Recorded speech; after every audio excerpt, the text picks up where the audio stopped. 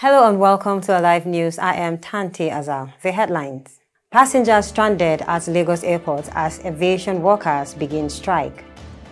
Identity of primary school pupils abducted by terrorists in Nasarawa revealed. Germany won't block exports of its Leopard 2 tanks, foreign minister says. Somali forces end deadly siege by Al-Shabaab militants. In sports, England held to thrilling draw by South Africa.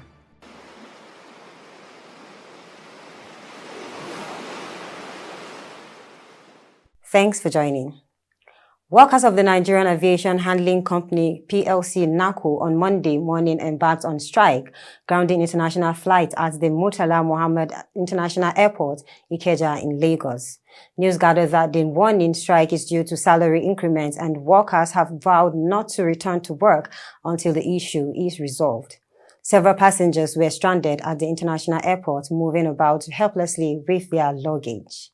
Let's join our correspondent Elizabeth Mutfang at the Nnamdi Azikiwe International Airport, Abuja, for a report on this.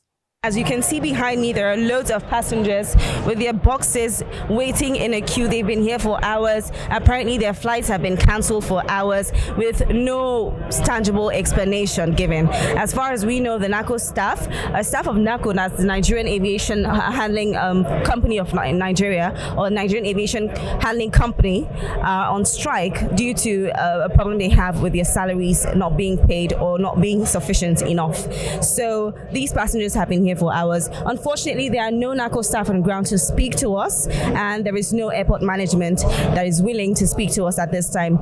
Neither do we have any passengers who are willing to speak. After observing the stagnant queues for a while, with no hope of any immediate change, one passenger agreed to speak with us. We've been here since morning. There's nothing on ground. We were told there is a strike between the NACO and something we don't understand. So, and ever since now, nobody talked to us. There is no email, there is nobody talking to us, nowhere to sit. We're just standing here over here. So they're just trying to make our life miserable. So we don't understand. And I think this is only happening in Nigeria only. I don't understand. We've been traveling all over the world. We have never experienced something like this. So it's really pathetic.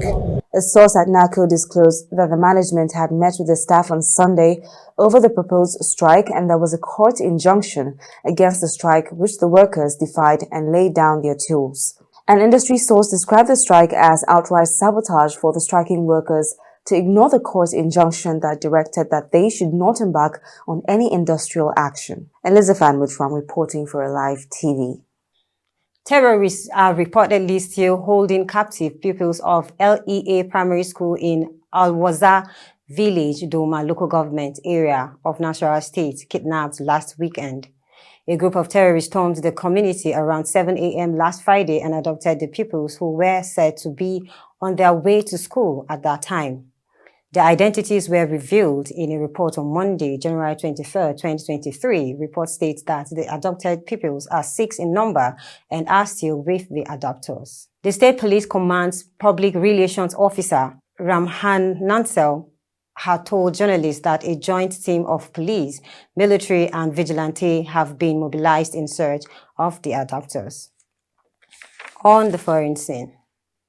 Germany's Foreign Minister Annalena Baerbock has said she would not stand in the way of Poland if they were to send Leopard 2 tanks to Ukraine. Ukraine has called on the West to provide the German-made tanks, which they say will help them defeat Russia.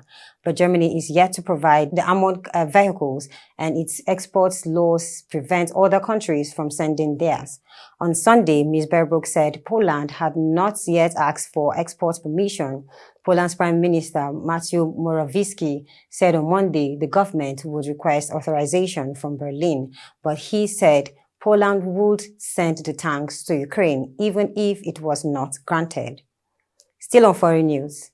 Somali commandos stormed the municipal government building in the capital, Mogadishu, on Sunday to end a 5-hour siege by Al-Shabaab militants, during which 5 civilians were killed, state media and officials said.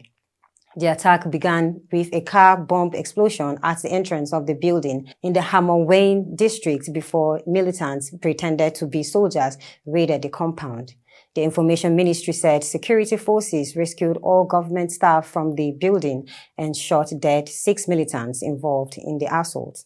According to reports, the government said the latest senseless Al-Shabaab violence was proof that it is necessary to completely eliminate the group from the country. President Hassan Sheikh Mohamud said last Tuesday that the government was about to conclude the first phase of an offensive against Al-Shabaab that started in August and that it will soon launch the second phase. In sports, England's hopes of reaching the Quad Series final were severely dented after South Africa scored in the final seconds to seal a dramatic 46-46 draw. The Roses trailed by 3 going into the final quarter before relying to lead late on in Cape Town. Despite South Africa being down to 6 players, they fashioned one last chance for Lenise Potgieter, who held her nerve to convert the final shot. England captain Natalie Metcalf said that they had a moment to win that game, and that's really hard to take, she says. Credit to the girls getting themselves back into the game and the need to look at how to keep pushing on and building those leads. Coming back home, former Kwara United coach Samson Onuanel believes the recent form of Bendel Insurance in the Nigerian Professional Football League makes the team favorite to win the league title this season. Recall that Bendel Insurance are the only team in the NPFL to record 100% to the start of the abridged league. The newly promoted Bendel Insurance proved again that they mean business since their return, becoming the first team to win all their first 3 games. After defeating Akwa United in the opening weekend in Uyo, they returned home to also win their first home game in Benin City against Plateau United before going to Ibadan to pick maximum points against Kwara United in their adopted home. Unuanel says no doubt Insurance have shown that they are in the NPFL for the real business of the game. Winning away from home is not an easy task, most especially considering the fact that they just gained promotion to the Elite League. Thank you for watching. I remain Tanti Azal.